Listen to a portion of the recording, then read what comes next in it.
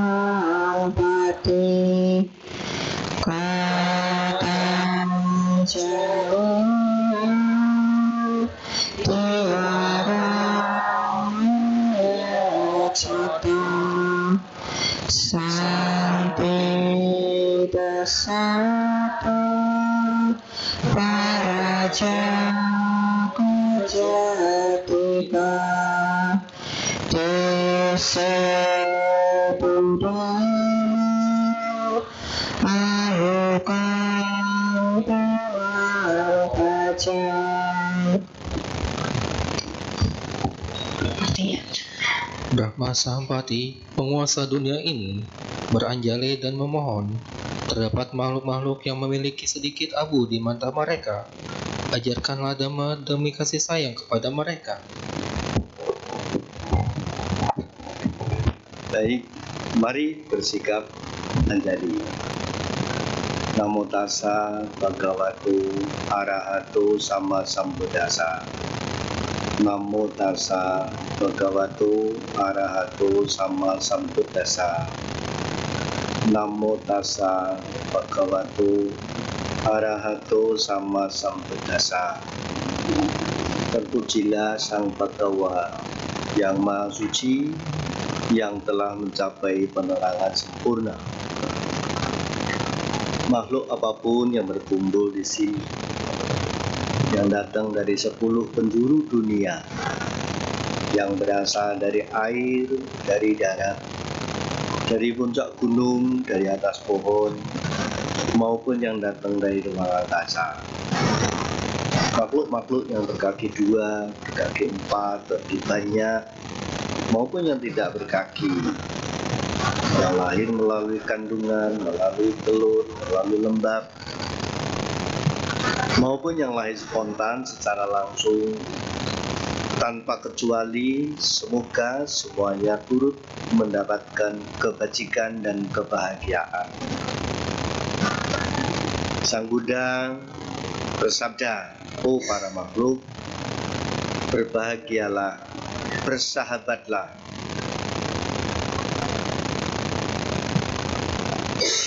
perhatikanlah, perlakukanlah umat manusia dengan cinta kasih. Lindungilah mereka dengan tekun, sebagaimana mereka melakukan penghormatan, memberikan sesajian, mengaturkan sesembahan kepadamu siang atau malam."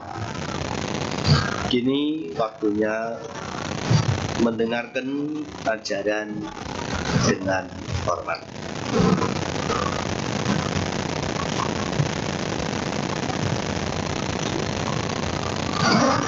Sang Buddha mengajarkan, bumi langit ini seperti ayah ibu, memberikan yang terbaik, melindungi anak-anaknya, memancarkan pikiran kasih sayangnya tanpa batas, ke atas, bawah, samping, dan sekeliling, serta berpesan. Pesan-pesannya, jaga baik-baik kekayaan alam, gunakan dengan hati-hati warisan harta bumi, jangan menipu, jangan menghina siapa saja, jangan karena marah dan benci mengharap orang lain celaka, karena itu semua hanya akan menjadi sebab-sebab bencana. Pesan lainnya,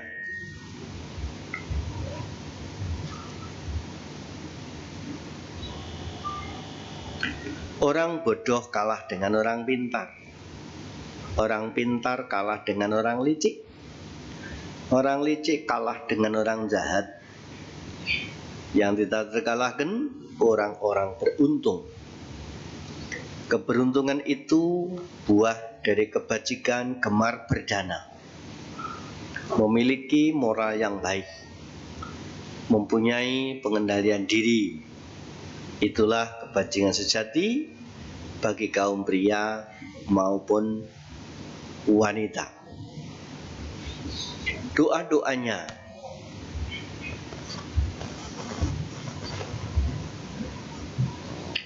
semoga semua makhluk berbahagia.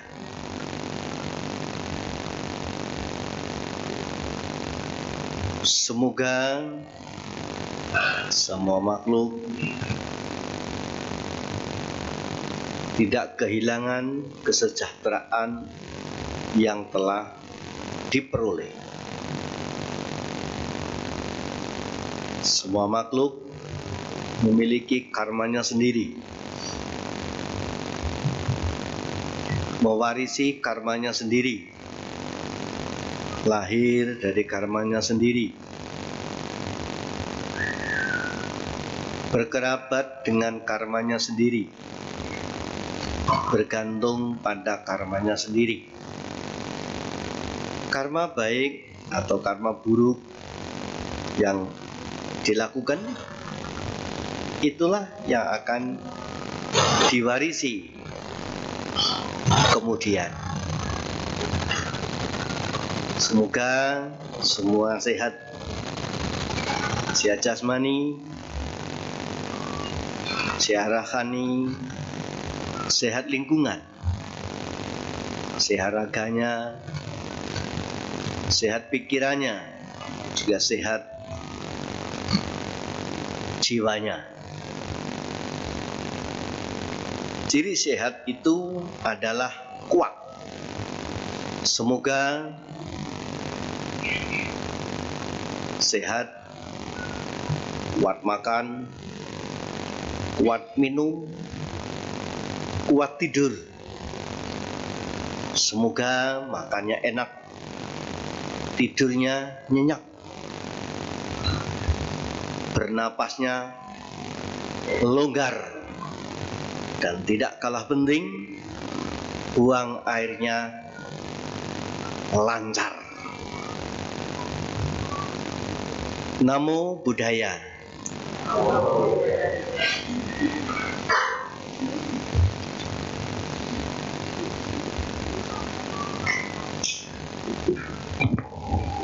Itu siapa ya? Operatornya yang di sana siapa coba?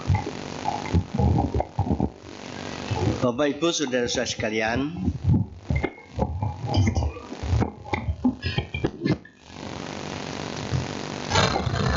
ini bisa ditayang. Tayangkan jadi tayang. Bapak Ibu sekalian,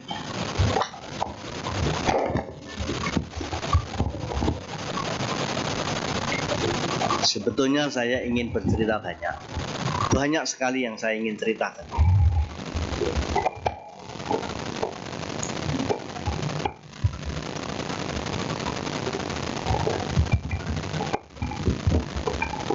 Tapi kemudian saya dapat pesan, Bandi, sebanyak-banyak yang Bandi ceritakan, masih lebih banyak yang ingin saya tanyakan.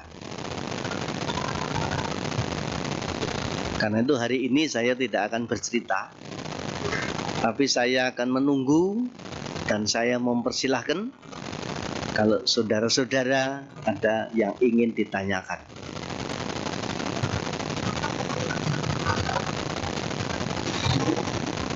Kalau ada satu pertanyaan,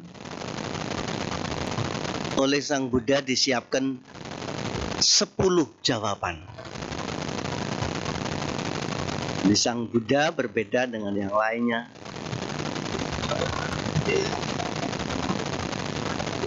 Kadang-kadang guru-guru lain selain Sang Buddha juga pada zaman Sang Buddha, kenapa Sang Buddha menjadi menarik perhatian banyak orang?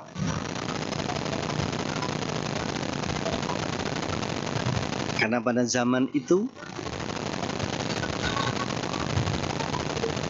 banyak juga orang yang bertanya. Akan tetapi kalau dari masyarakat pada zaman itu ada berapapun pertanyaan,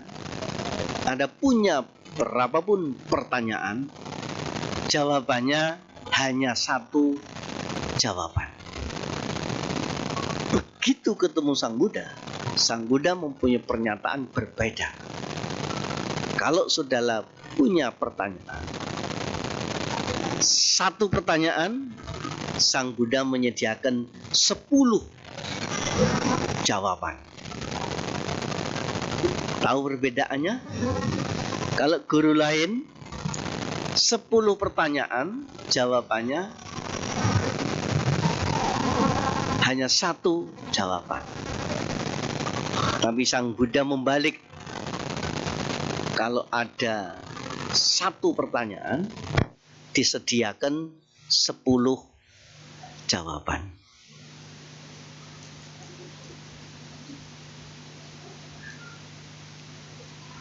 Nah, barangkali itu Bapak Ibu Saudara sekalian, nanti itu sedang diakses. Nah, sambil bertanya-tanya, nanti saya akan ajak berjalan-jalan. Jalan menjalani Indonesia. Karena Indonesia itu ternyata negara yang tidak kecil. Negara yang besar, negara yang luas, negara yang kaya raya, negara yang hebat. Kalau boleh saya kata, Indonesia tetap tiada dua di dunia. Kalau saya bandingkan perjalanan saya di Amerika, benua Amerika, belum lama lalu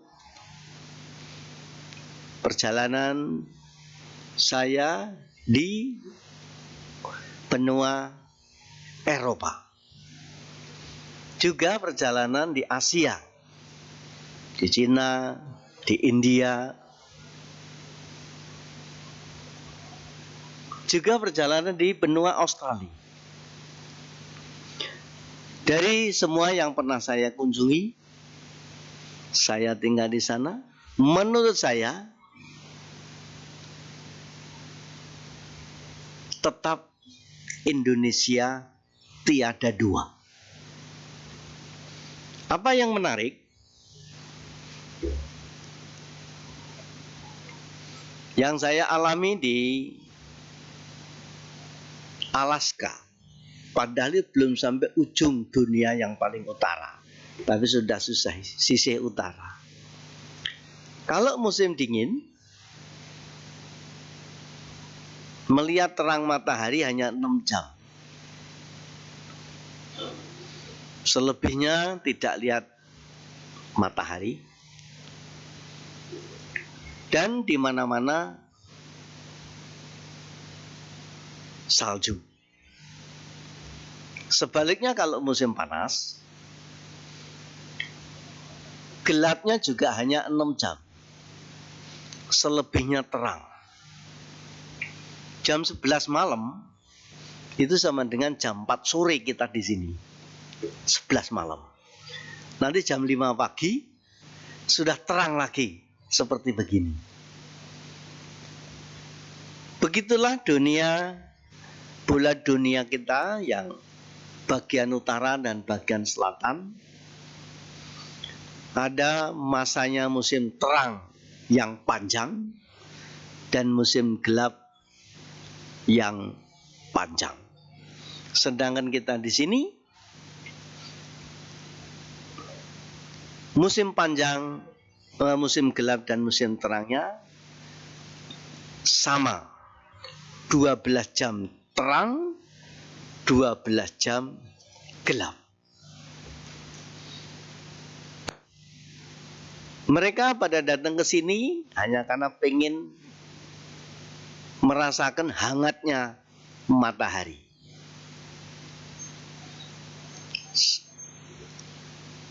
Sedangkan kita di sini sepanjang waktu kita bisa hangat dengan matahari. Malahan saya katakan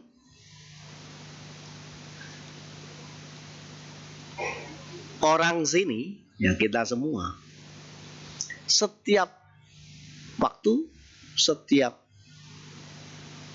musim, sepanjang waktu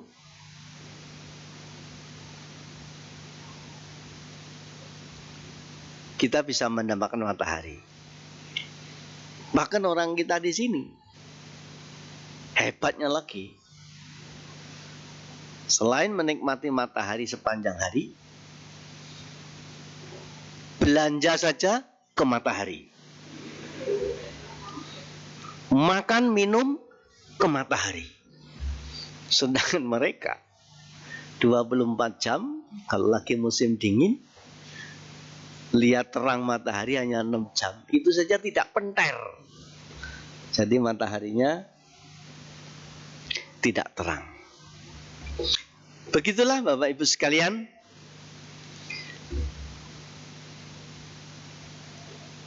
Saya akan mempersilahkan dan menunggu sesuai dengan pesanan. Karena sebanyak-banyaknya yang Bante akan ceritakan, masih lebih banyak yang Bapak Ibu sekalian akan tanyakan. Jadi kalau sekarang sudah ada yang mau dipertanyakan, asal pertanyaannya mudah-mudah, silahkan. Kalau bisa jawab ya saya jawab, kalau bisa belajar lagi.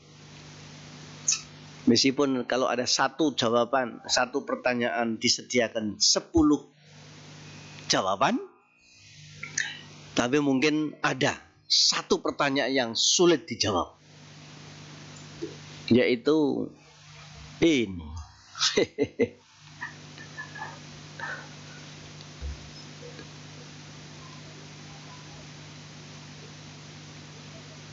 Di satu waktu ada forum diskusi, banyak yang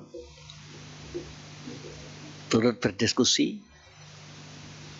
Tadinya ada orang mojok agak di sana, dia menunggu dengan sabar sampai mendapat giliran yang terakhir.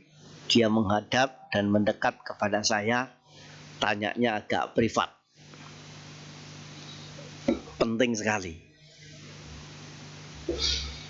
Bante, saya mau bertanya, tapi agak privat Bante, ya nggak apa-apa. Jadi kalau masih banyak teman saya nggak enak, ya nggak apa-apa. Tapi maaf ya Bante. Oh ya, tidak ada maaf bagimu kecuali ada uang saku. Memang apa yang ditanyakan? Ya maaf Bante, ini memang agak rahasia, agak privat buat saya. Ya nggak usah keras-keras. Ya Bante. Tapi boleh ya Bante tanya? Boleh, nggak apa-apa. Memang apa yang mau tanya? Begini Bante,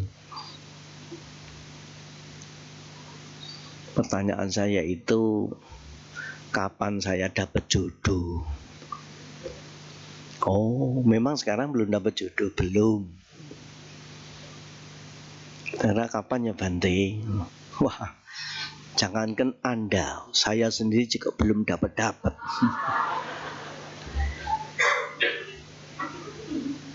Baiklah Bapak Ibu sekalian, silahkan kalau ada yang mau ditanyakan.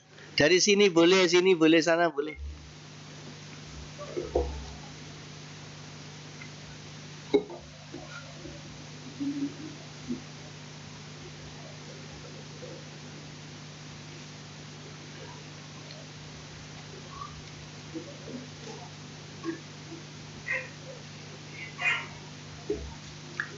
Bisa, Mas. Ditayangkan sini bisa dibuat kolase.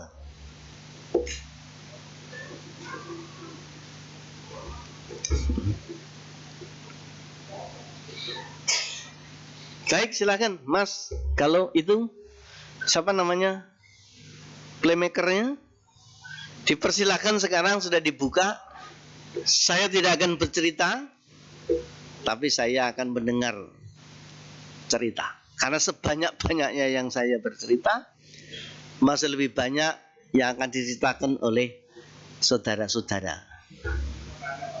Ya, pakai mikrofon enggak? Gimana caranya?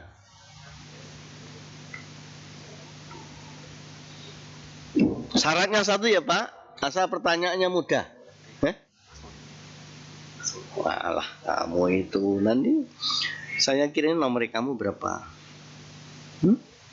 Ini tinggal buka. Paspor apa? Nah. Itu dipindahkan ke laptop sana, kemudian langsung bisa ditayangkan. Ya Pak, masih. Namanya siapa Pak? Umurnya berapa? Sudah beristri? Nah, nanti tanyanya pakai mikrofon Pak.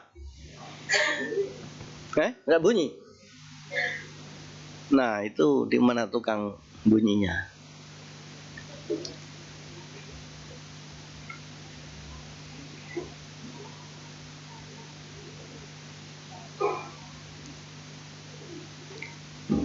Itu enggak bunyi, speakernya diurus kayak. Pakai ini Pak. Ya. Ayo, loh. Mana tukang speakernya? Halo. Apa belum dibayari Pak?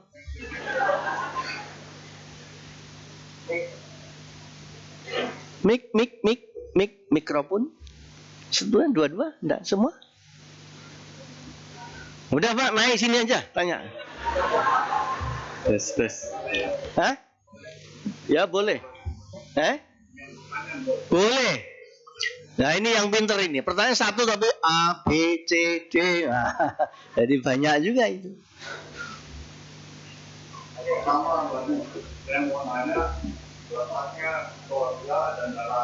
Ya, baik. Wah, hebat. Di sebelah itu mengatakan perkembangannya itu bangkit dari kematian dan naik atas. Iya.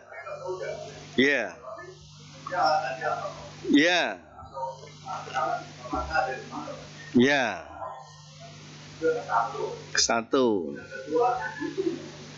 Yang kedua kan kita tahu manusia itu terdiri dari 8 unsur.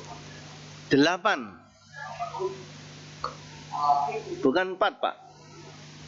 Batin 4. Oh gitu ya. 10 Pak. Satu unsur ayah, satu lagi unsur ibu Pak. Ya. Manusia itu meninggal. Karena unsur itu terkulai dan habis. Ya. Yang 45 orang akhir itu apakah ada unsur yang lain kan? Bisa. Lahir apakah ada unsur yang tidak habis ya? Ya. Yang ketiga sebagai seorang Buddhis, kalau mengikuti kepastian ini, apakah boleh minum Pak? Boleh Pak. Boleh kalau. Jadi pertanyaan ini ya.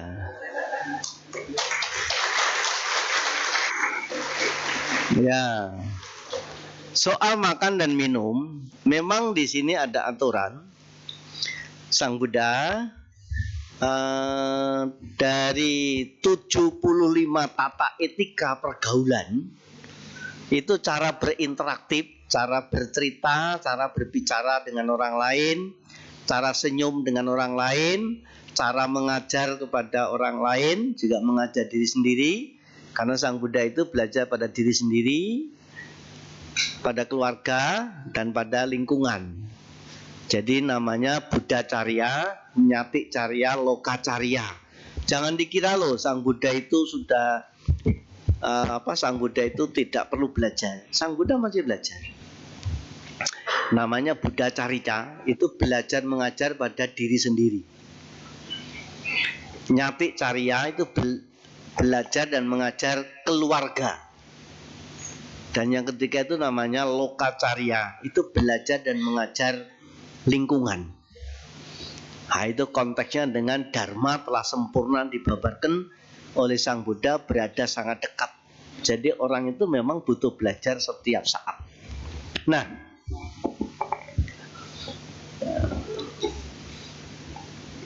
cara berinteraktif dengan lingkungan, senyum saja ada 6. Jadi ada 6 macam jenis senyum itu, ketawa itu.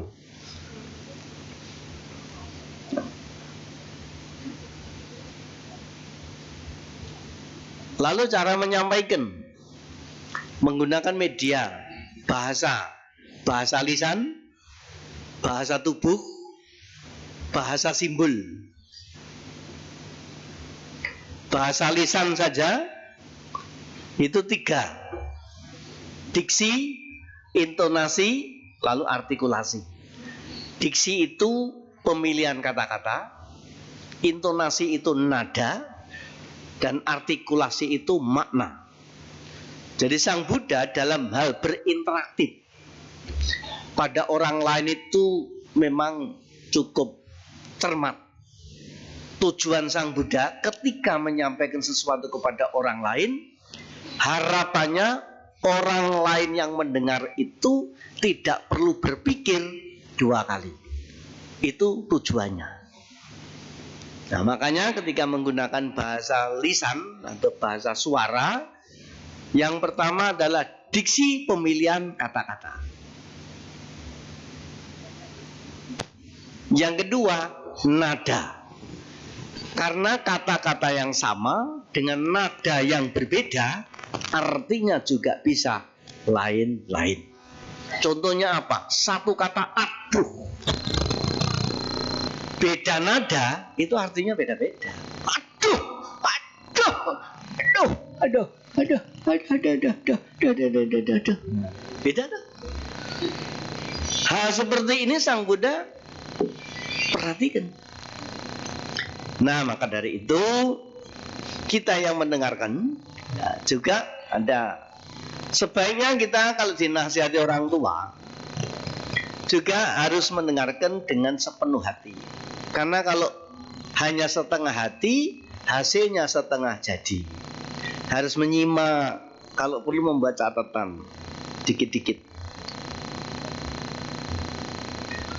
Diterima saja semua.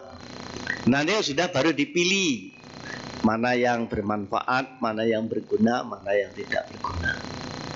Tidak boleh dan tidak baik, bukan tidak boleh, tidak baik dinasihati orang tua, cara mendengarkannya hanya setengah hati, sambil makan, sambil minum, sambil tiduran. Apalagi sekarang ini, taruhlah namanya, misalnya namanya Budin, Din.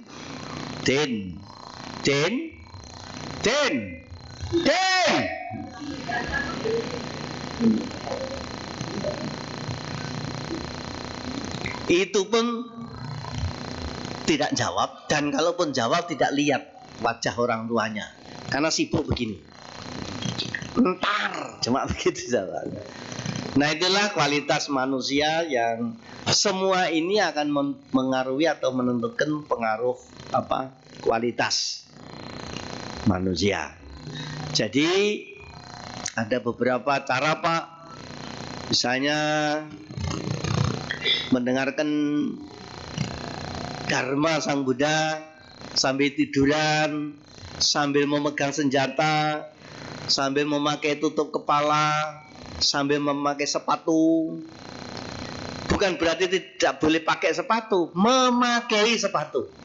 Jadi dinasihati sambil ikat sepatu, berarti kan dia nggak konsentrasi. Itu maksudnya.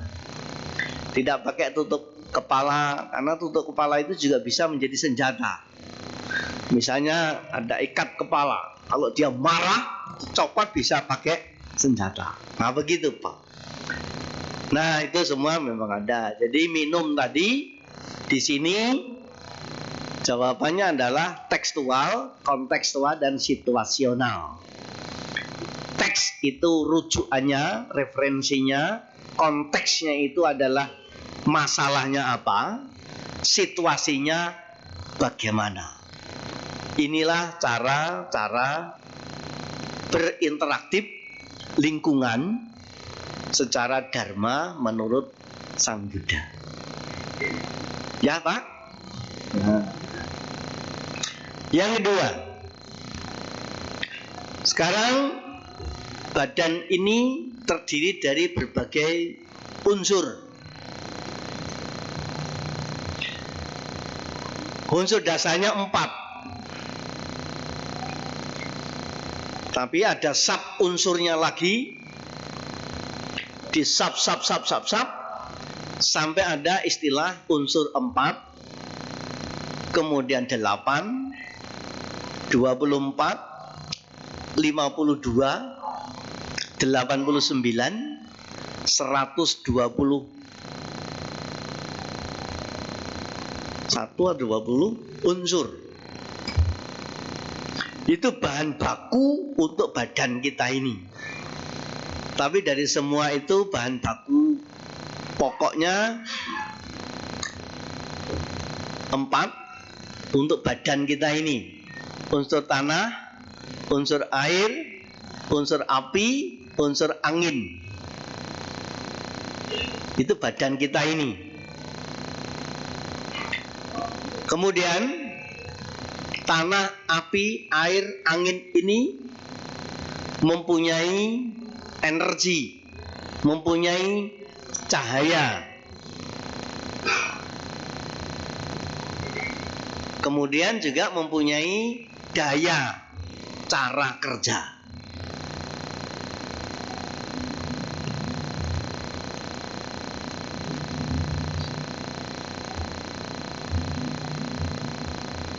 Unsur tanah, air, api, angin kita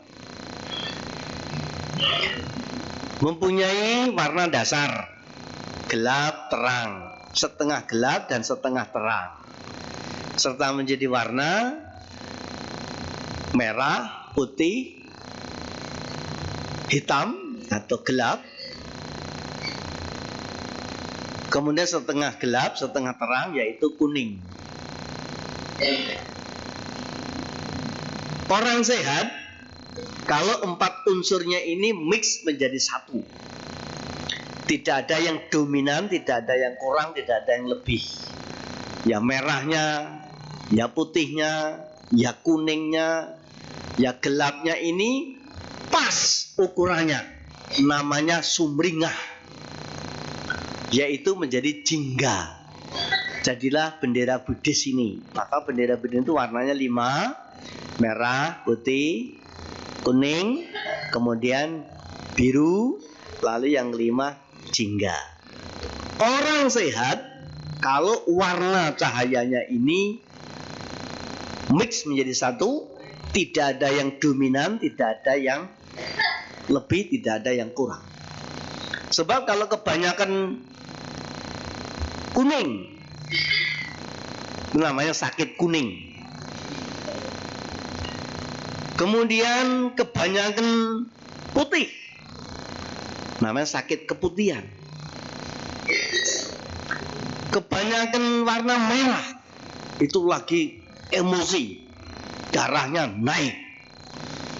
Begitu dominan warna gelap, sayu, itu artinya lagi banyak sekali tagihan. Sampai amsyong gitu kan. Maka orang-orang yang sehat-sehat ini cahayanya sumringah. Itulah bahan baku dari badan kita. Kebanyakan unsur tanah jadi kolesterol. Kebanyakan unsur api jadi radang. Kebanyakan unsur angin jadi kembung. Begitu dan seterusnya. Maka kalau sampean pengen sehat, perhatikan ini, komposisi bahan baku itu harus pas timbangannya, pas ukurannya. Nah, kadang-kadang kita itu tidak mengenali itu. Maka lebih banyak di antara salah satu. Padahal begitu salah satu ada yang lebih, ini menjadi tidak sehat. Nah, kemudian semua ini Pak mempunyai daya kerja. Bahasa lain mengatakan energi. Apa dan bagaimana cara kerjanya? Satu, namanya daya tangkap. Hanya menangkap saja Pak. Kontak. Yang kedua namanya daya serap. Karena setelah ditangkap lalu di zoom Pak, ditarik. Jadi saya melihat di jauh sana, lalu saya tarik ke sini. Apa sebenarnya itu? Namanya serap. Dan yang ketiga daya cipta. Karena setelah diserap semua ini Pak, saat serap, kemudian nanti akan dikumpulkan. Nah, kalau sudah banyak, maka masing-masing harus diberikan kode, dikatakan katalog. Maka namanya daya cipta.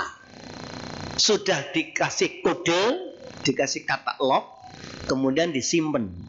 Namanya daya ingat. Nah, itu kalau tadi Bapak mengatakan itu namanya nama dan rupa. Rupa itu adalah jasmani, unsur tanah, air, api, angin, merah, putih, kuning, ungu, oranye. Nah, kemudian dayanya, daya tangkap, daya serap, daya cipta, dan daya ingat.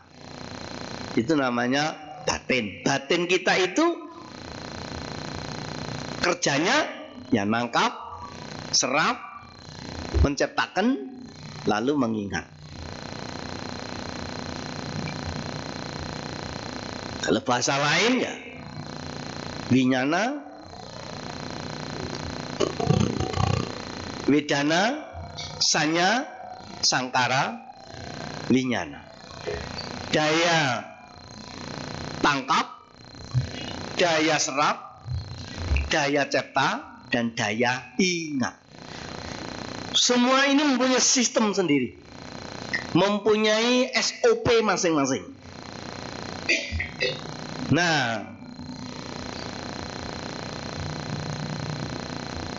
ini semua akan diketahui cara kerjanya kalau sampean melihat semua sistem kerja ini dibuat pelan. Karena ini semua kecepatannya itu sangat tinggi Pak. Ilmu pengetahuan modern belum bisa menemukan alat ukur dari cara kerjanya sistem kita sendiri ini. Cahaya bisa diukur, kecepatan cahaya bisa diukur, kecepatan angin bisa diukur. Tapi kecepatan sistem kerjanya kita sendiri ini, badan ini, itu belum nemu alat ukurnya.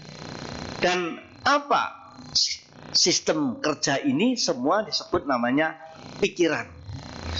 Maka pikiran begitu cepat, dari semua kecepatan belum bisa mengungguli kecepatannya cara bekerja pikiran. Hanya satu yang lebih cepat dari kerjanya pikiran, yaitu diare. Nah, diare belum sempat pikir, nah sudah keluar semua Pak. Nah, kemudian Pak, kalau tadi itu sudah selesai, kita gambarkan. Kalau semua ini sudah berkumpul menjadi satu, dari unsur-unsur ini Pak menjadi unit-unit. Unit itu namanya macam-macam. Kita ambil saja misalnya unit mobil atau unit radio. Radio itu ada bodinya, kemudian ada dayanya, namanya listrik atau strom. Kalau semua ini sudah berkumpul sesuai dengan cara kerjanya dia, itu akan menghasilkan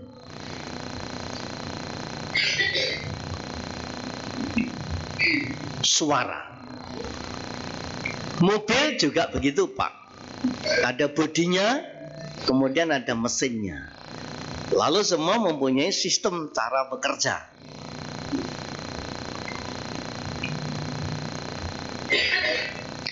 Nanti di satu ketika, apa mobil, apa radio itu yang dahulunya tidak ada menjadi ada, dan nanti satu ketika akan kembali tidak ada. Tidak adanya kan nama, jadi preteli. Kalau pretel semua, kembali tidak ada. Yang namanya unit radio itu. Hubungannya dengan manusia yang bertumimbal lahir, yang berulang-ulang. Kalau semua sudah pretel, semua sudah terurai, semua sudah kembali ke asal usulnya, yang angin kembali angin, yang api kembali api, yang air kembali air, yang tanah kembali ke tanah. Kok ada lagi manusia baru? Nah, yang pindah apanya? Nah, sekarang pertanyaan saya, Pak, tolong dijawab. Nah, Bapak pernah main biliar, bola biliar? Kalau tidak pernah, paling minimal pernah lihat ya, Pak. Nanti kalau dari sini coba lihat, lihat orang main biliar. Pertanyaan saya, di atas papan biliar ini kan banyak bola, Pak. Bola. Dan semua bola ini bisa bergerak, menggelundung, menggelinding menuju ke satu arah. Pertanyaannya, kalau ini ada jajaran bola-bola, kemudian ada bola satu yang berlari karena disodok, dia lari, Pak. Kemudian dia nendang atau natap bola lain yang sedang berhenti. Apa yang terjadi? Bola yang nendang ini berhenti, yang ditendang melanjutkan lari. Dua bola, yang satu berhenti, yang satu lari ini, apanya yang pindah, Pak? Yang lain belum menjawab. Kalau belum bisa, nanti kalau ada kebaktian lagi. Yang pindah apanya?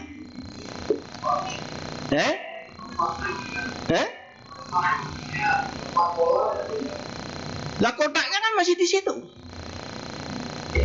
Papannya kan masih di situ. Lah itu pertanyaannya sama dengan pertanyaannya Bapak. Jadi kalau ada satu orang berhenti, mati, meninggal, selesai, banyak umurnya. Kok ada orang makhluk lain namanya manusia lahir baru, dan itu dinyatakan sebagai kelanjutan dari yang sudah meninggal. Nah, yang pindah apanya? Nah, itu Pak. Ya, kira-kira begitu. Nah, sekarang sambil pikir-pikir ya, Pak. Nah, nanti surga dan neraka. Surga dan neraka ini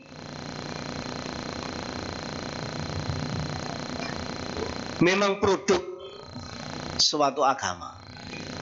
Jadi agama apapun pasti punya produk unggulan, namanya surga dan neraka. Dan itu yang dijual kemana-mana.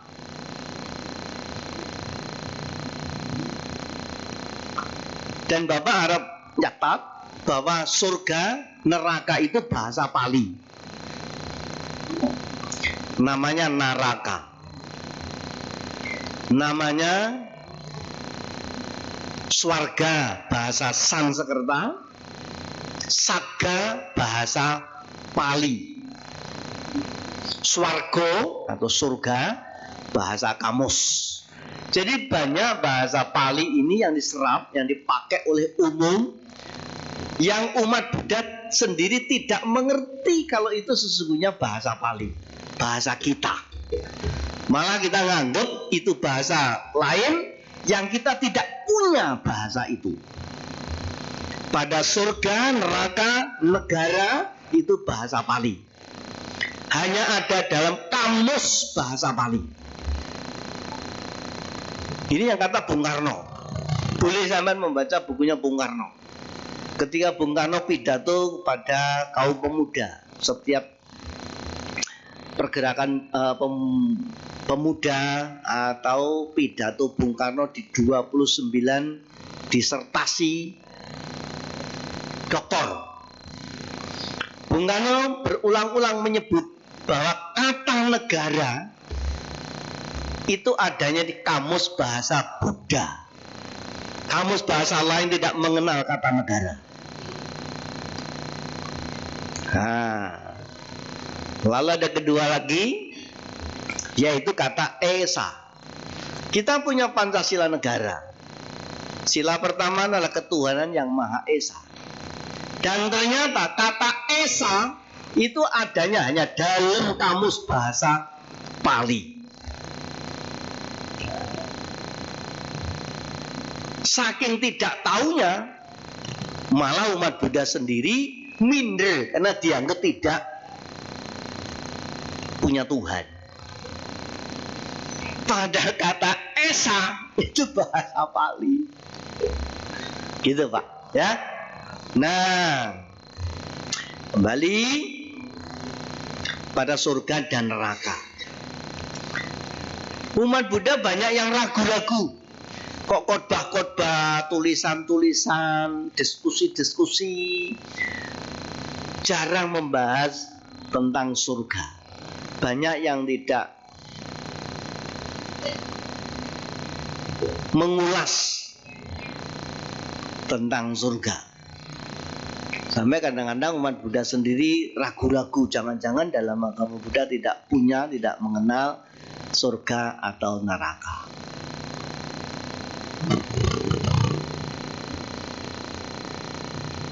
Tapi menurut saya,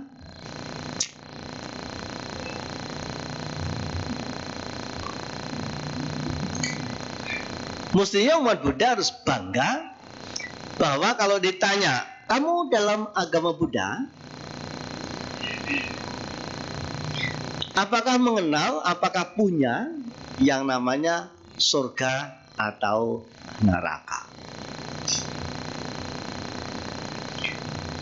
Sampean harusnya membalik bertanya. Yang kamu tanyakan surga nomor berapa?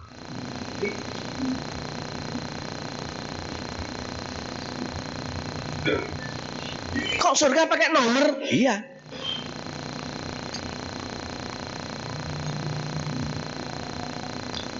Nah sekarang kalau saya yang bertanya kepada Anda, kamu punya surga ada berapa banyak? Surga yang satu. Nah itu yang beda. Saya dalam Buddhis punya surga itu 26 tingkat alam surga. Sehingga tinggal pilih surga nomor berapa. 26 tingkat alam surga. Nah, yang lebih dulu disepakati adalah satu kata surga dan satu kata neraka. Agama-agama sepakat kalau surga itu hal-hal yang baik, yang kalau neraka itu hal-hal yang tidak baik. Itu dulu yang disepakati. Dalam Buddhis, mengenal surga itu banyak. Neraka lebih dari satu. Dari mana kita harus berbicara? Buddhis mengenal 31 tingkat alam kehidupan. 31. Itu tergolong menjadi 3. 1 alam neraka, 2 alam surga, dan yang ketiga alam manusia. Mau ke surga atau mau ke neraka, semua berangkat dari alam manusia. Manusia mau masuk ke surga atau masuk ke neraka, itu Sang Buddha mempunyai petunjuknya. Untuk singkatnya, semua sepakat surga hal-hal yang menyenangkan, neraka yang tidak menyenangkan.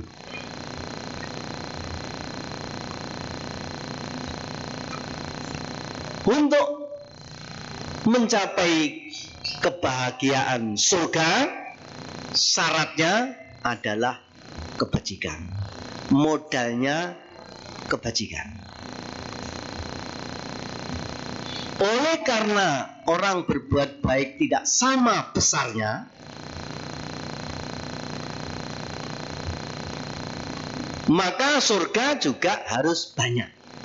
Sebab kalau orang berbuat baik sedikit dengan berbuat baik banyak, surganya sama, saya jadi biku rugi.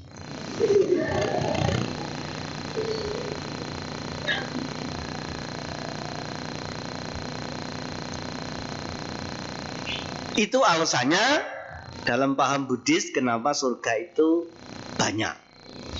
Karena surga modalnya adalah kebajikan, sedangkan orang dalam berbuat kebajikan tidak sama besarnya.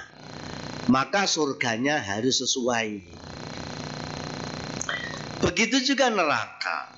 Neraka akibat kejahatan. Kalau orang melakukan kejahatan sedikit dengan kejahatan besar, nerakanya sama, itu juru adilnya terlalu banyak terima suap. Masa bakar sampah, bakar baju bekas yang sudah tidak terpakai, kok nerakanya sama dengan bakar rumah penduduk, bakar rumah pemerintah, bakar rumah agama, kok nerakanya sama dengan bakar sampah di pinggir jalan. Itu juru adilnya tidak pinter. Begitulah Bapak Ibu sekalian. Jadi surga dan neraka itu adanya jangan dibayangkan nanti di sana atau menunggu sesudah meninggalkan dunia. Karena surga dan neraka itu ada di saat ini juga, dapat secara langsung dirasakan semasa hidup dan kehidupan ini. Karena surga adalah hal yang bersifat bahagia, menyenangkan, neraka adalah hal-hal yang tidak menyenangkan. Tempatnya di mana? Ya bukan di atas, bukan di bawah, tetapi di dalam struktur jenjang 31 alam kehidupan. Memang neraka itu 1 sampai 4 menurut angka. Nomor 5 alam manusia. Nomor 6 sampai 12 itu alam surga. 12 sampai 31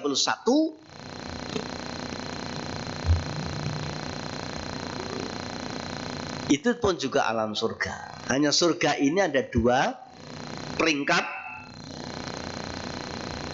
Surga yang bersifat materi, ada surga yang sifatnya tidak materi.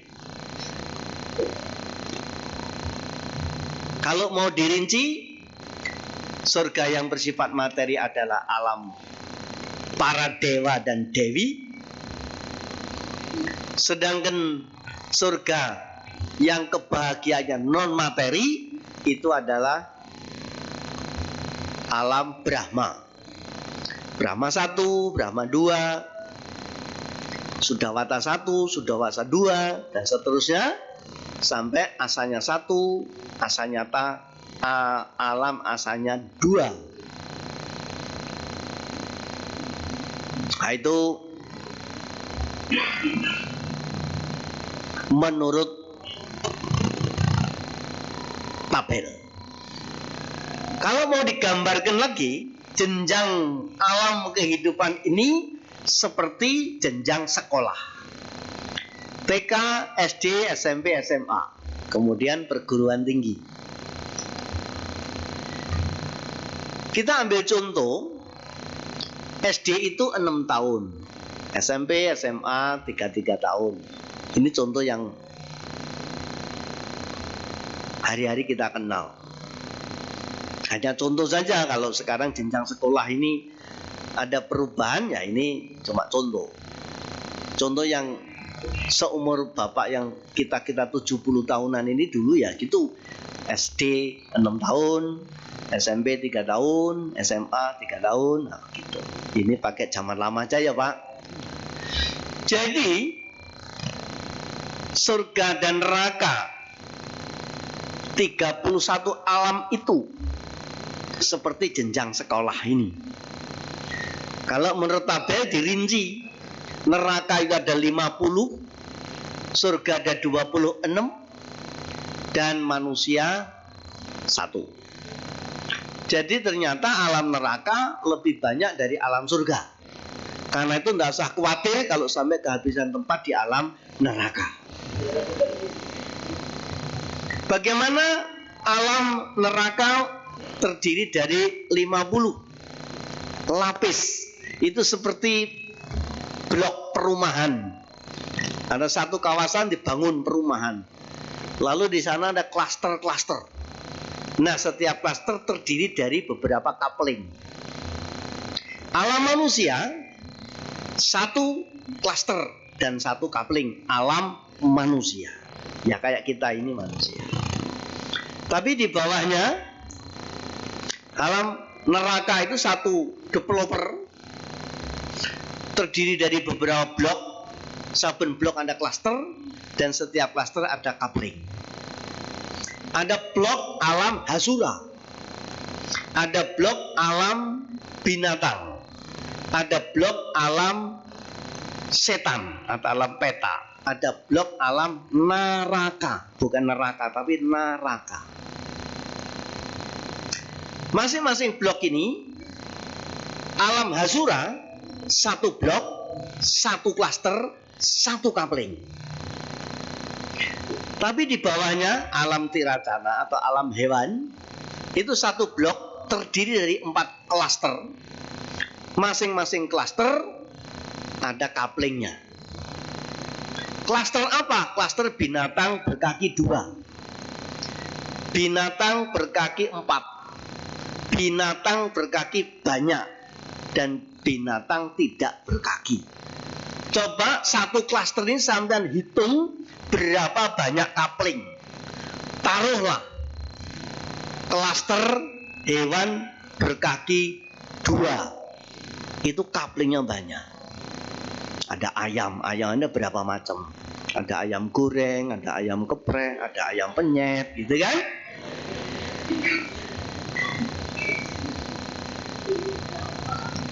Lalu yang berkaki 4, ada kambing, ada babi, ada sapi, ada babi guling, ada babi panggang. Kalau kita di Manado namanya babi putar ya, Ini kita ini orang Manado, jadi sana namanya bukan babi guling, tapi babi putar. Wah, jadi malah lagi gidi-gidi.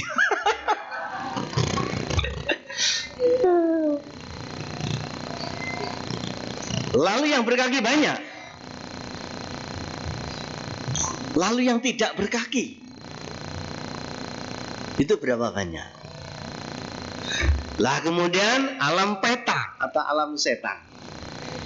Setan ini ada setan kelompok 4, ada setan kelompok 12, ada setan yang satu klaster itu terdiri 21. Sehingga alam setan saja 3 klaster terdiri dari 37 kapling. Setan 4, 12, 21, 37. Ditambah blok alam hewan 4, 37 ditambah 4, berapa itu? 41. Ditambah alam neraka ada 8. Jadi 49. Ditambah 1 alam hasura menjadi 50 alam neraka. Gak usah khawatir. Tinggal pilih mau masuk neraka yang mana. Apa yang menyebabkan jatuh di alam neraka adalah perbuatan-perbuatan yang diakibatkan. Kalau dia membuat kerusakan milik keluarga, itu nerakanya masih enteng. Kalau milik masyarakat agak berat, karena dampak yang diakibatkan meluas sampai ke masyarakat. Kalau membuat kerusakan negara, dampaknya satu negara. Kalau kerusakannya alam semesta, itu dampaknya menjadi dunia. Itulah yang membuat berat ringannya yang namanya neraka.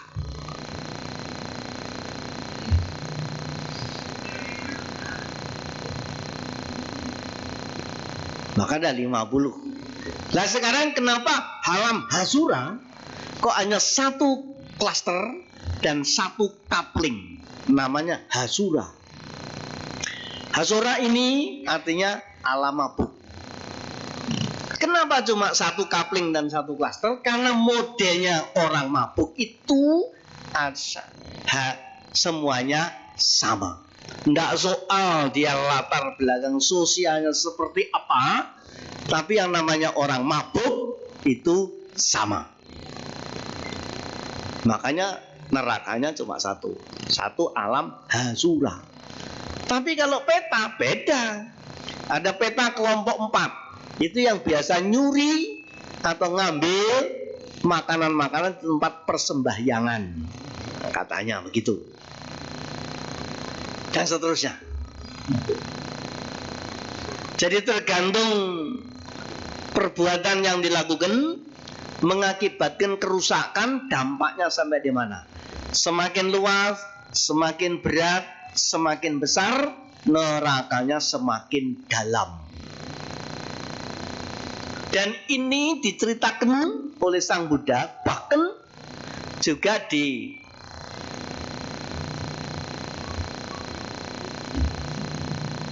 visualisasikan. Kalau sampean nanti ke Borobudur, kaki Borobudur yang paling bawah adalah alam ini. Kalau sampean pergi ke Candi Penataran di Blitar, di sana relief-relief dinding candinya itu juga menggambarkan kehidupan alam surga dan alam neraka ini. Karena Sang Buddha memang betul-betul melihat. Kapan Sang Buddha melihatnya itu? Pada saat penembusan namanya Cutuk Patata Nyana. Kalau Pubeni Wasanusati melihat dirinya sendiri, Cutuk Patata Nyana melihat proses kelahiran kembali makhluk-makhluk lainnya. Dan inilah Pak, maka dari itu saya juga pernah ditanya oleh seorang wali kota. Jadi wali kota itu kalau ketemu Bante jam 12 malam Pak, biasanya telepon, Bante di wihara ada siapa? Saya sendiri Pak. Saya datang Bante. Diskusi jam begitu. Apa yang ditanyakan?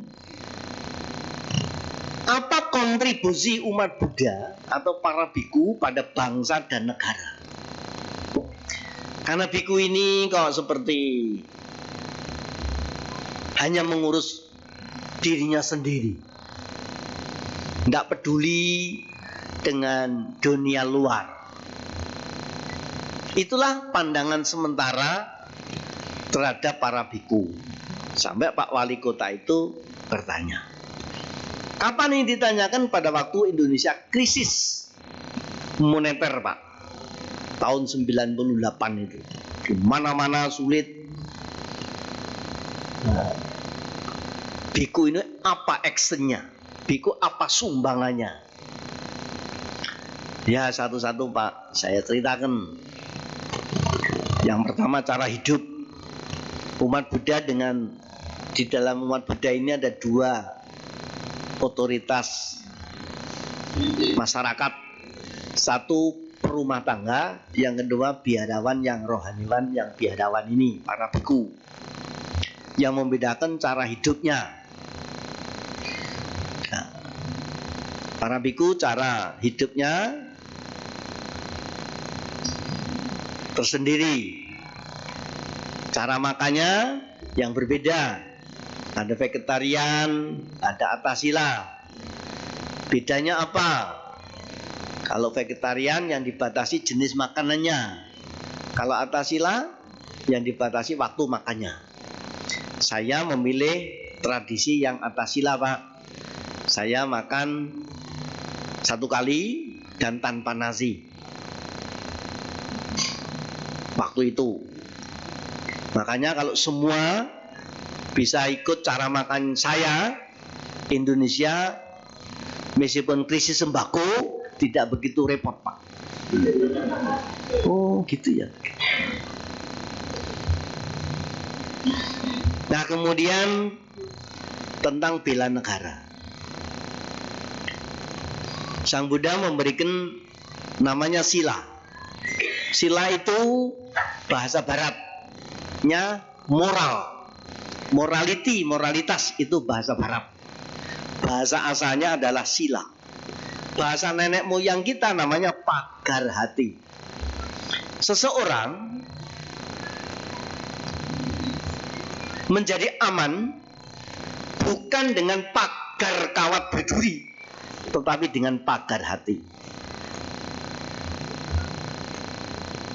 Saya cerita sana sini Pak. Nah, bahkan saya pernah bercerita di dunia barat pernah ada seorang biku yang dia menjalani ritual untuk menghadap gurunya dengan jalan kaki dan bernama skara sepanjang jalan, menempuh jarak ribuan kilo, dan nama skaranya respect. Yang begitu itu Pak, yang ala Tibetan, berdiri berhari-hari, beritanya menjadi viral, kemudian menarik perhatian pihak keamanan. Lalu ditemui polisi, dan polisinya akhirnya interogasi. Ini cara apa? Kamu dari mana? Ya, saya adalah murid Sang Buddha. Ini adalah cara saya. Tidak boleh di sini. Ini harus dikawal, harus ada keamanan. Siapa yang bertanggung jawab? Ya, saya punya pengawal, saya punya pelindung. Yang dia ceritakan, pelindungnya adalah sila ini.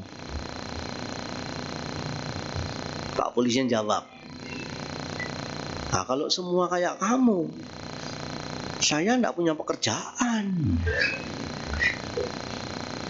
Bisa kehilangan pekerjaan. Nah, maka dari itu Pak, sila ini menjadi anak tangga memasuki alam surga. Karena dengan sila inilah modal kebajikan. Dengan sila inilah yang menjadi sumber kebahagiaan. Tergantung sila yang dilakukan, itulah kebahagiaan yang akan dirasakan. Maka dari itu Sang Buddha memberikan jaminan dengan sila menjadi jaminan mencapai kebahagiaan alam surga. Di mana buktinya? Kalau sampean minta tuntunan sila, okasa, ahang, bhante dan seterusnya. Sang Buddha menutupnya dengan apa? Imani pancasika padani, silena sugating yanti, silena boga sampada, silena nibuting yanti, tasma silang wisodai. Artinya apa? Imani pancasika padani, inilah yang disebut 5 sila. Silena sugating yanti. Dengan sila menyebabkan seseorang bahagia di alam surga. Silena sugating yanti. Dengan sila dia bahagia di alam surga, saga, surga, swarga. Jadi yang menyebabkan lahir di alam surga itu Pak, silena sugating yanti, bukan binina sugating yanti. Silena, bukan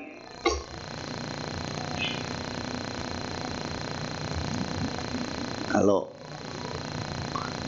bilang ada binikna, mobilna, duitna, tapi silena sugating yanti.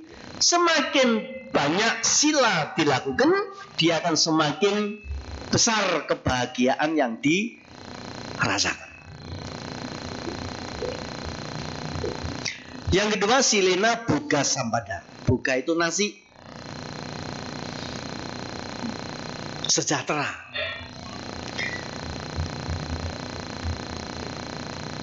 Dengan sila seseorang tidak sulit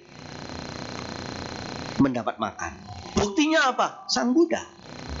Sang Buddha yang diteruskan oleh para biku hingga saat ini. Belum ditemukan cerita biku kelaparan atau biku kelaparan, kekurangan pangan. Dari mana? Ya dari silanya. Silena nibuting yanti. Dengan sila menyebabkan seseorang mencapai kebahagiaan nibbana. Silena nibuting yanti. Tasma silang wisodai. Karena itu latihlah kelima sila ini dengan sebaik-baiknya. Nah, maka dari itu kenapa ada surga yang bentuk materi? Itu modalnya apa? Dana paramita dan sila paramita. Dana itu baik, tapi nggak semua dana bisa membuahkan kebaikan kalau tidak dituntun dengan sila. Memberi itu baik, tapi kalau nggak dituntun dengan sila, pemberiannya belum tentu menjadi baik. Kalau kita mengenal sila, memberikan ya dengan baik, monggo Bante. Tapi dengan sila, ya tadi kamu itu kemana saja? Nah, kalau ditambah dengan meditasi, mencapai jana-jana, ketenangan-ketenangan tingkat tertentu, menyebabkan lahir di alam Brahma, alam cahaya. Kebahagiaannya kebahagiaan batiniah, bukan kebahagiaan materi, duniawi, surgawi, indriawi. Itu bedanya Pak. Jadi tergantung nanti jana 1, jana 2, jana 3, jana 4, Brahma 1, Brahma 2, Brahma 4, Sudawasa 5, lalu asanya sata 4. Nah itu tergantung tingkat ketenangannya. Itulah Pak, jadi yang ada hubungannya dengan surga dan neraka. Maka kalau sama ditanya, tidak usah khawatir, harus dengan berbangga diri bahwa umat Buddha, urusan surga neraka itu tidak hanya menjadi tema biasa. Kenapa tidak jarang disebutkan? Karena memang ada pilihan lain di atas surga dan neraka ini. Kalau surga disepakati sebagai kebahagiaan, itu kebahagiaan biasa yang masih ada batas-batasnya. Maka alam dewa ada umurnya. Meskipun umurnya sampai 84.000 kalpa, ada 500 kalpa, tapi ada umurnya Pak. Begitu habis umurnya, dia akan berhenti, pindah ke alam lain, mati di alam sana, lahir di alam lain. Kenapa ini tidak menjadi tema unggulan? Karena Sang Buddha menemukan lagi kebahagiaan tertinggi dan abadi. Kok tidak hebat itu? Saya kalau diskusi lintas agama, saya tunjukkan ini. Kalau bahagia yang ditemukan, yang dirasakan oleh banyak orang, itu hanya bahagia-bahagia biasa dan tidak abadi. Tapi Sang Buddha menemukan kebahagiaan tertinggi dan abadi. Lalu dia tanya, itu kayak apa Bante? Ya kalau sampean pengen tahu, silahkan menjadi Buddhis. Karena itu adalah adanya di ilmu Buddhis. Saya kira itu Pak. Nah kalau tadi bola biliar satu nendang bola biliar lain, satu berhenti, yang ketendang itu lari, yang pindah apanya Pak? Yang pindah itu adalah tenaganya, energinya, kekuatannya. Dan itulah yang namanya yang esa, yang tunggal di semesta ini. Dan itulah listrik. Listrik itu ada di semesta ini. Kemudian tergantung yang menangkap. Ini ada 5 watt, 10 watt, 100 watt. Itu penangkapnya. Ada ndak ada balon, ada ndak ada lampu, ada ndak ada listrik, tetap ada. Itulah namanya yang esa, yang abadi, ada lebih dulu dari semua yang ada, yang dia tanpa awal dan tanpa akhir. Dalam bahasa Jawanologi, ora arah ora enggon, ora lanang ora wadon, cilik sak mriko jinumput, yen gede ngebaki jagat. Artinya apa? Sampai ndak ngerti ya syukur. Terima kasih. Coba Pak itu dibuat kolase. Nah, ini kolase. Ini ngerti kolase ya?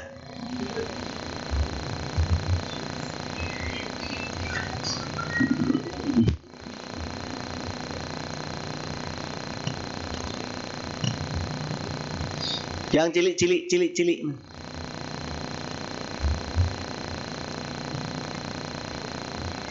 Kok tidak dengar sama? Baik Bapak Ibu sekalian, nah ini apa namanya? Rumah ini adanya di Pondok Labu, di Wisma Sangga Theravada Indonesia di Pondok Labu. Biasanya kalau jalan-jalan ke seluruh Indonesia, saya berangkatnya dari sini bahkan ke dunia. Yang saya ajakkan itu sebetulnya saya akan ajak mengenal Indonesia itu tuh kayak apa. Adanya di sini. Gitu maksud saya. Dibuat kolase yang kecil itu.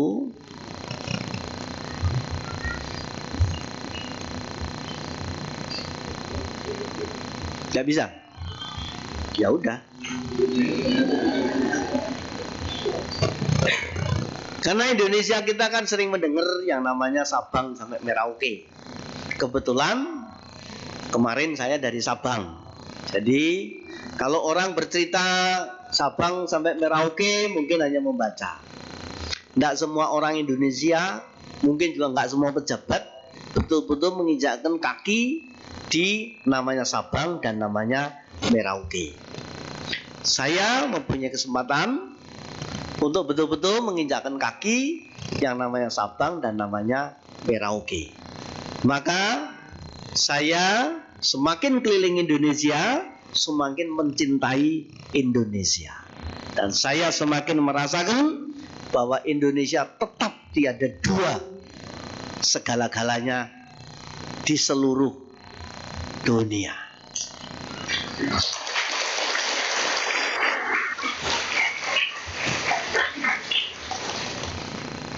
Gak bisa.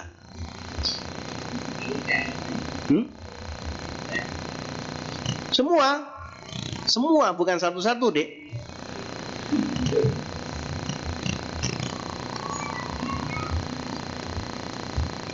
Di take semua, bukan next. Take semua. Ya udah. Baik, barangkali ada yang ditanyakan lagi, Bapak Ibu sekalian, kalau masih ada.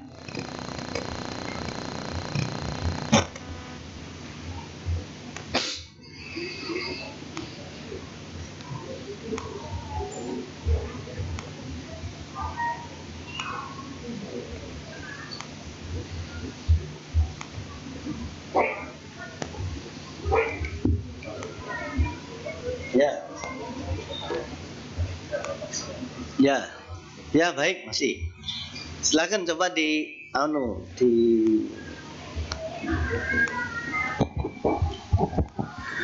demikian ceramah Dhamma yang telah disampaikan oleh Yang Mulia Bante Dhamma Subo Mahatera. Masih ada beberapa menit diselingi sesi tanya jawab sambil menunggu pertanyaan masuk via WhatsApp. Nanti bisa WhatsApp ke nomor 0811 9921 098. Untuk pertanyaan nanti kita batasi dua pertanyaan saja karena waktunya sudah siang. Kepada Vokal Group kami persilakan.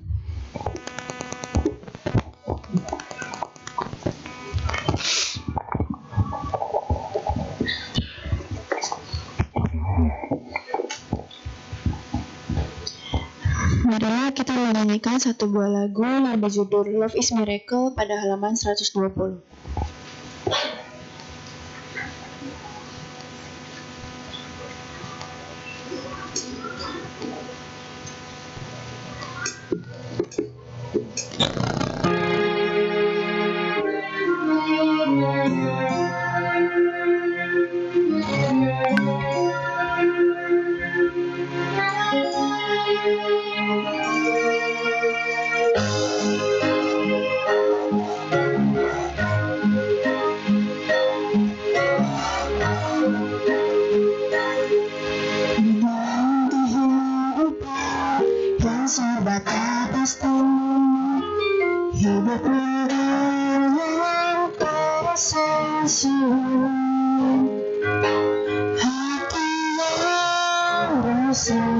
Terus berkelana hanya untuk mencari kedamaian. Sudah mau kemudian mengubah cara hidup yang harmoni. Jangan lupakan kasih di dalam hati, membawa kebenaran dari kita. Sungguh bersih saat kasih di dalam hati, panjatkan pada umat manusia.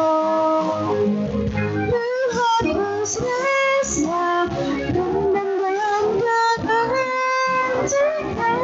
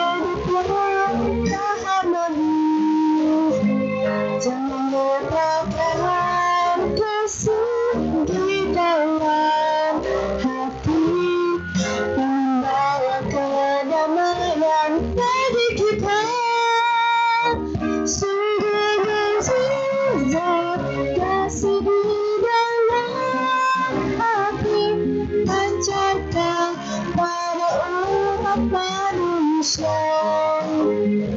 Menghapus rasa dendam dan kebencian, memberi damai di setiap hati yang memiliki.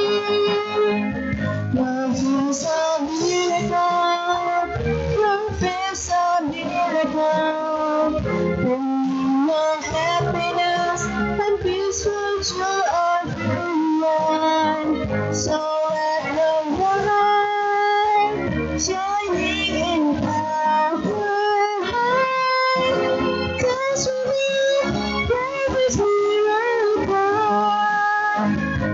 Sana bersanji, sana bersanji, pakai memperoleh sebuah hati cinta benci, hanya fanhai, fakwan tanpa bersih, sana bersanji. Bicara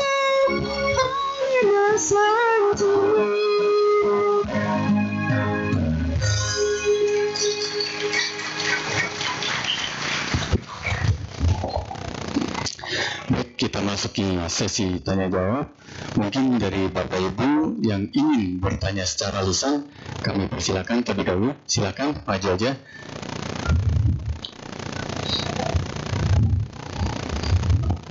Tuh, ada. Selamat pagi Bante. Ya. Selamat pagi teman-teman sedama. Nama saya Mala. Bante, terima kasih banyak sudah mengingatkan kalau hidup ini bukan soal binina, duitnya dan mobilnya, tapi mungkin itu lebih ke sila. Bante, tujuan hidup orang itu beda-beda. Ada yang pengen kaya, bahagia. Saya sendiri pengen lebih bahagia dan damai. Tapi yang namanya hidup, Bante, kan kadang kita bisa sedih.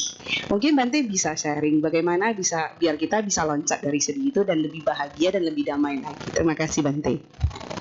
Ya, bagus. Ada lagi yang sejenis? Pertanyaan kedua tertulis, selamat pagi Bante, mau bertanya sesuai keyakinan terhadap konsep anicca bahwa ajaran Buddha Gautama juga akan lenyap digantikan ajaran Buddha lain atau Maitreya.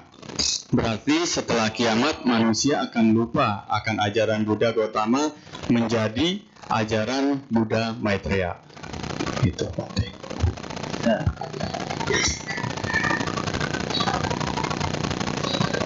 Ya, nonim. Ya, ada lagi? Sudah? Itu aja Sudah. Bante. Iya.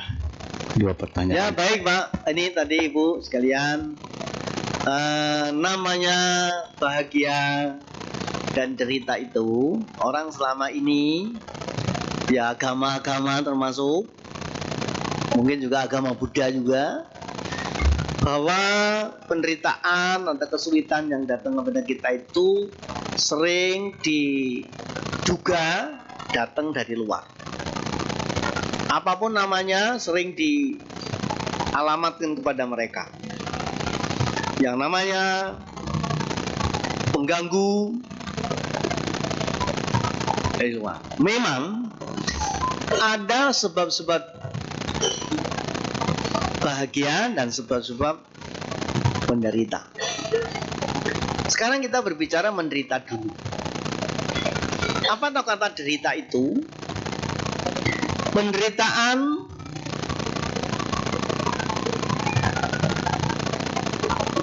datang karena penolakan dari dalam diri sendiri. Itulah derita. Itulah duka. Ada duka yang penulisannya 1K, ada duka yang penulisannya double K, 2K. Ada duka dan duka. Apa bedanya? Kalau duka, anicca duka anatta. Tidak kekal, berubah terus dan terus berlalu. Tapi duka yang double K itu artinya penolakan dari dalam.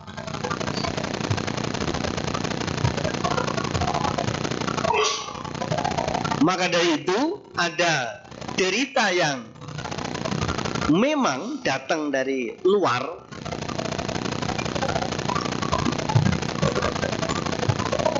tetapi ada duka yang datangnya dari dalam.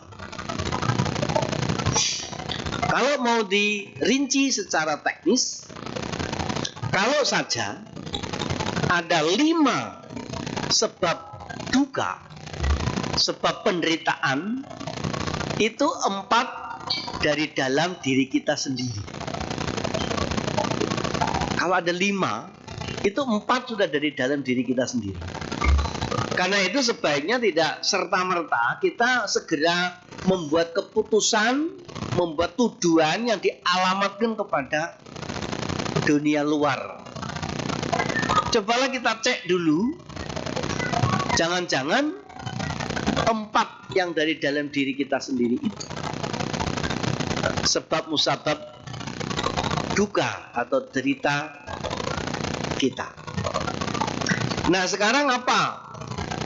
Kalau ada 5, 4 dari dalam itu, 1, karena kita itu dilahirkan. Coba kita tidak dilahirkan, kita tidak menderita. Yang kedua, punya badan jasmani, punya anggota tubuh ini dan seluruhnya. Ada orang datang kepada saya, "Pandai minta wanita, pandai." Kenapa? Sakit, pandai. Sakit apa, Pak? Sakit gigi. Waduh, Pak, belum seberapa. Mana lebih sakit? Sakit gigi atau sakit hati? Itu kenapa Bapak kok sakit gigi? Itu berarti Bapak kurang bersihan. Wah, jangan ya dong, pandai. Maksud saya, yang kurang bersih itu giginya. Coba kalau giginya dibersihkan, Bapak nggak sakit gigi, lalu sakit gusi. Oh gitu ya, Bande? Iya. Kenapa kita sakit gigi? Ya karena kita punya gigi. Coba nggak punya gigi,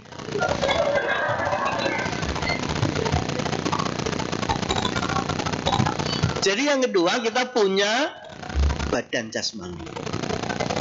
Yang ketiga,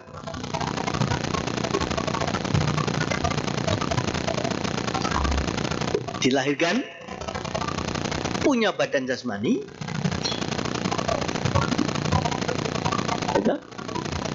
kita punya panca indria, 6 indria. Dari indria inilah, dari pintu-pintu indria inilah yang bisa menjadi pintu-pintu masuk salah satu sebab penderitaan. Maka kalau saja kita tidak menolak, sebenarnya tidak ada penderitaan. Begitu ada penolakan dari dalam, di sanalah penderitaan itu datang. Jadi karena ada indria. Yang keempat, kita punya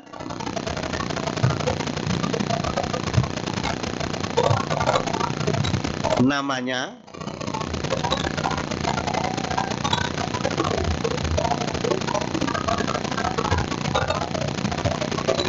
masa lalu, yang kalau diungkapkan dengan bahasa teknis namanya karma. Karma ini adalah hukum sebab akibat 3 masa. Masa lalu, sebelum, sesaat, dan sesudahnya. Jadi yang keempat, kita mempunyai karma itu. Kenapa saya pikir-pikir tidak serta-merta menggunakan karma? Karena kata karma yang dipahami oleh sebagian orang, bahkan umat Buddha sendiri, mengira karma itu hanya akibat atau hal yang buruk saja. Kalau ada orang kesulitan, nah kena karma sekarang. ujian ndak lulus, nah itu kena karma itu.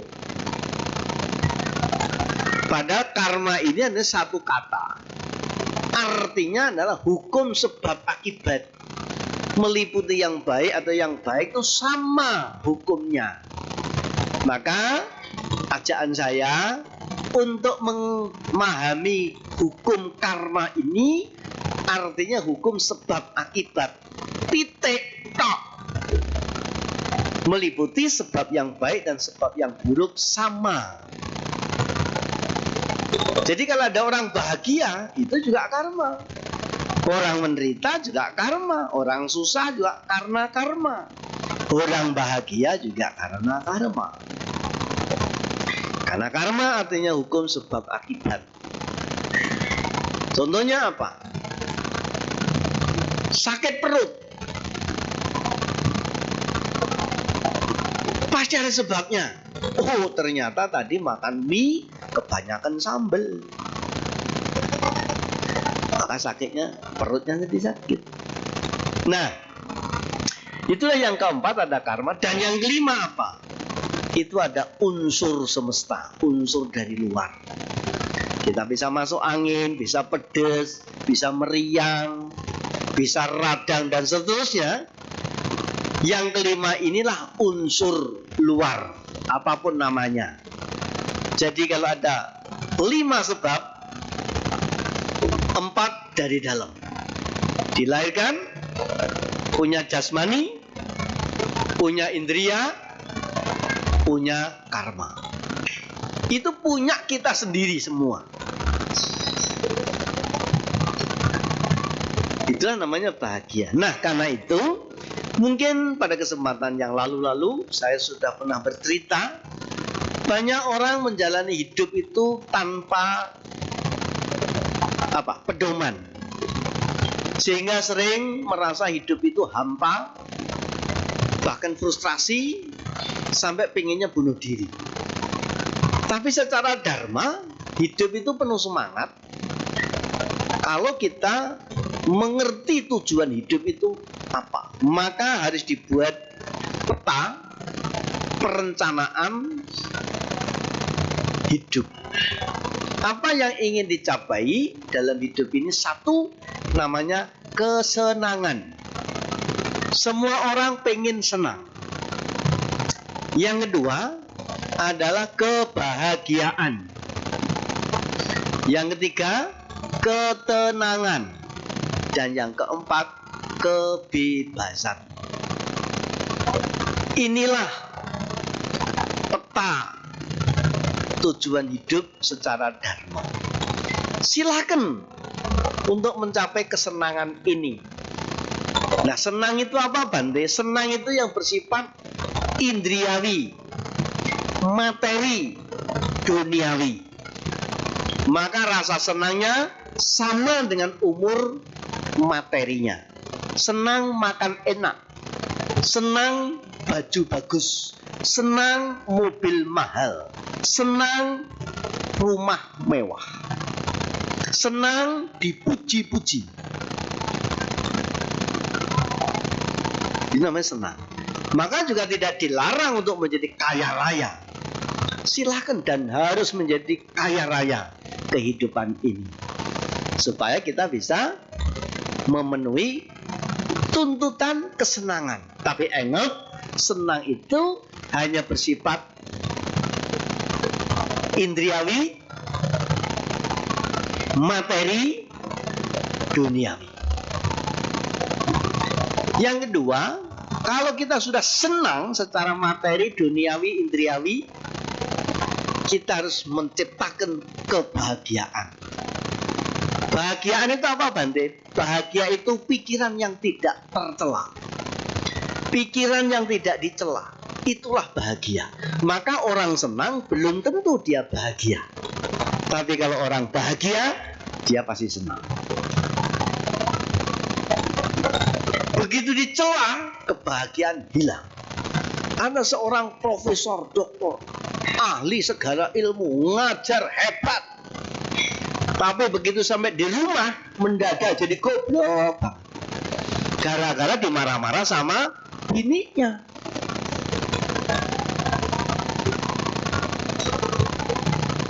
Nah, karena itu bahagia beda dengan senang. Yang ketiga, ketenangan. Ketenangan itu apa, Bante? Batin yang tidak goyah. Jadi kalau senang bersifat indriawi, bahagia bersifat pikir, tenang bersifat batin atau jiwa. Nah, maka dari itu, ini yang mesti dipikirkan bersama. Bahkan bahwa hidup itu kita terdiri dari raga, pikir, jiwa. Semuanya harus sehat. Untuk mendapat sehat, harus dapat asupan nutrisi yang bergizi. Jadi makan yang cukup, belajar ilmu yang cukup, dan memikirkan jiwa. Jiwa yang sehat itu makanannya rasa. Rasa tenang, rasa yang tidak goyah. Orang sudah senang, mobilnya baru, bahagia. Tidak ada yang mencela. Tapi tiba-tiba mobilnya digaris paku oleh tangan jahil. Rek! Bagaimana rasanya?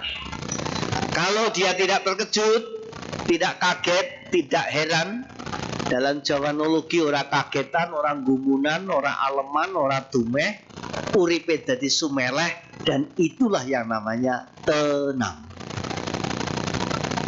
Saya punya contoh ketika ada gempa di Jogja, Bantul, tahun 2006 kalau nggak salah. Kita punya 4 wihara rata tanah. Berapa wihara luka berat, dan yang lain luka ringan. Tapi hebatnya Sang Buddha, karena betul-betul sudah mencapai ketenangan yang tidak goyah. Ada satu wihara runtuh. Sang Buddha ketimpa bangunan, tangannya patah, kakinya patah, tapi wajahnya tetap senyum, tidak berubah. Itu. Jadi kalau kita ke wihara itu tujuannya meniru, mendapatkan inspirasi dari Sang Buddha ini. Jadi ketemu gak ketemu Bante, yang penting ketemu Sang Buddha. Cobalah tatap Sang Buddha itu dengan totalitas. Bahkan cerita India, kenapa di Buddha Gaya? Yang kalau kita ke India pergi ke Buddha Gaya, di antara bangunan Buddhis, Buddha Gaya yang utuh, tidak cedera sampai saat ini, terselamatkan. Sedangkan yang lain bangunannya sudah runtuh rata tanah. Itu ketika masa peralihan ini, penghancuran itu dilakukan oleh tangan-tangan jahil dan pengrusak-pengrusak, pelaku perusahaan yang mungkin dibayar atau memang ya dia emosi sendiri. Begitu masuk ke dalam Dhammasala, lalu natap wajah Sang Buddha yang Buddha rupanya masih berdiri duduk sampai saat ini. Begitu kagum, sampai itu rasa emosinya, rasa amarahnya semua luruh nama sekara, dan tidak jadi merusak patung Buddha itu. Ya karena apa? Karena ketenangan. Jadi ketenangan itu batin yang tidak goyah. Lah sekarang untuk mencapainya bagaimana? Agar senang harus cukup materi, bisa makan enak, baju bagus, mobil mewah, rumah mewah. Harus punya dana, maka syaratnya harus kerja keras. Maka ada mata pencarian yang benar. Bahagia, pikiran tidak tercela. Caranya bagaimana? Harus praktek sila. Hanya sila yang membuat orang itu tidak tercela. Nah sekarang batin yang tenang, batin yang tidak goyah. Caranya bagaimana ya? Bante harus menembus yang namanya anicca dukkha anatta. Segala sesuatu yang berbentuk dan bersyarat tidak kekal, berubah terus dan terus berlalu. Ini harus dicamkan oleh ibu-ibu kalau pengen tenang. Karena biasanya ibu-ibu itu yang lebih dulu tidak tenang. Begitu mengaca ada rambut putih, aduh Pak, putih. Nah, ada guretan satu, aduh sudah tua. Kalau kita sudah tembus anicca dukkha anatta, semuanya tidak kekal, berubah terus dan terus berlalu. Menghadapi perubahan kita tidak kaget. Rambut putih tidak menakutkan. Malah kalau sudah putih semua harus bangga. Artinya sudah meninggalkan dunia hitam.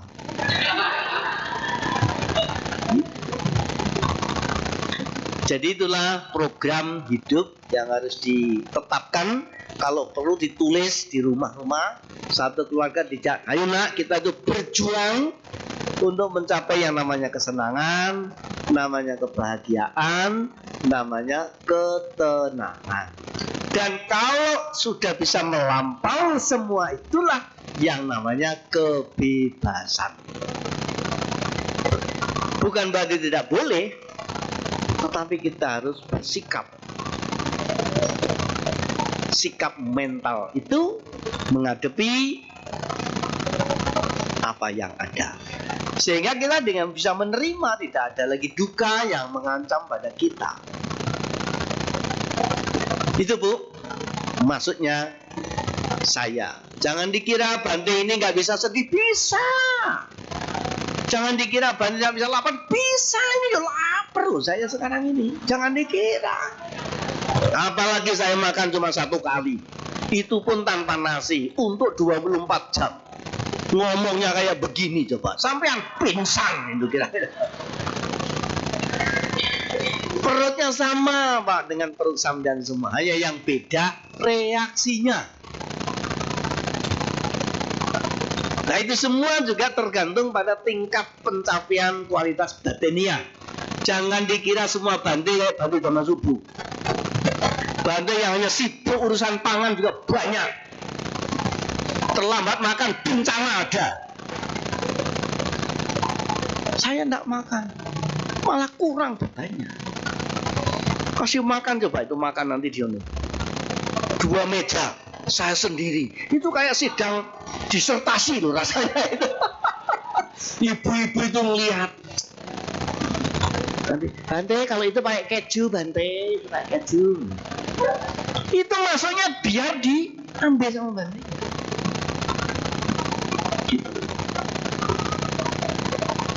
Bahkan saya pernah tinggal di satu wihara.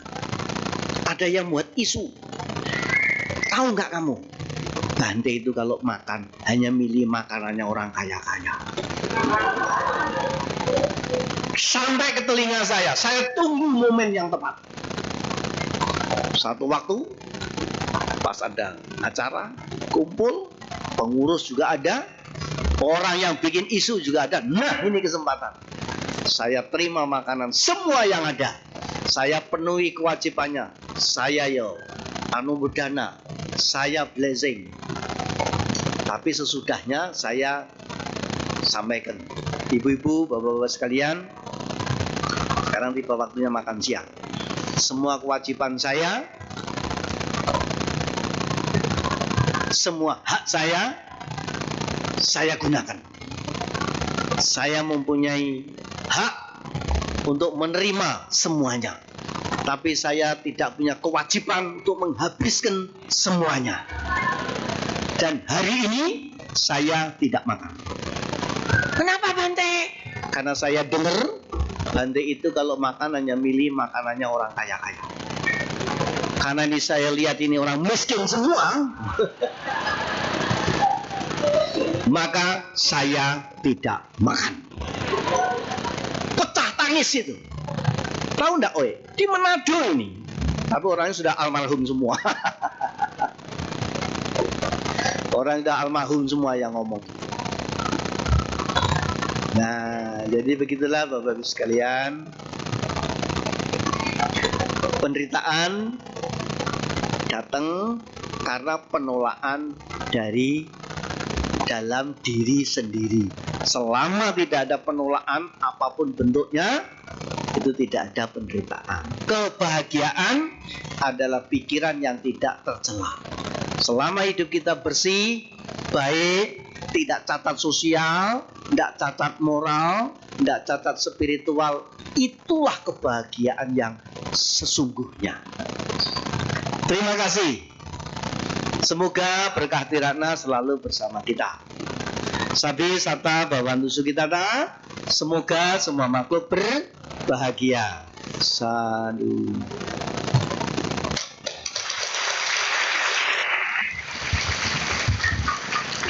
Baik, demikian ceramah dhamma yang disampaikan oleh Bante Dhammasubho Mahatera.